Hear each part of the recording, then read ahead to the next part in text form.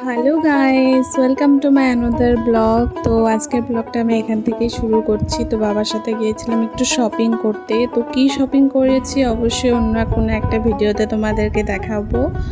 তো দেখো, এটা অনেক দিন আগেরই আমার ব্লগ তোলা ছিল। অ্যাকচুয়ালি আমি আপলোড করতে পারছিলাম না কিছু ঝামেলার জন্য। ঝামেলা বলতে গেলে আমার শরীরটা একটু খারাপ ছিল, ওই জন্য আমি আপলোড করতে পারছিলাম না। তো দেখো, এদিকে বাড়িতে এসে দেখি মা কিন্তু এই যে পিঠে বানানোর আয়োজনগুলো করছে। তো আমি বাড়িতে এসে নারকেলটা কুড়িয়ে দিচ্ছিলাম মাকে, আর মা এদিকে দেখো তালটা ছেঁকে নিয়ে তারপরে যে এই সাদা কাপড় এরম করে পেঁচিয়ে ঝুলিয়ে রাখবে, যাতে মানে নোংরা জলটা পড়ে যায়, আরও মানে ভালো জলটা মানে রসটা ভিতরে থেকে যায়। তারপরে দেখো নারকেল কোড়ানো হয়ে গেলে এদিকে গুঁড়ো কুটে নিলাম। তারপরে রান্নাঘরে মা এই যে নিরাম বানিয়েছে তালের।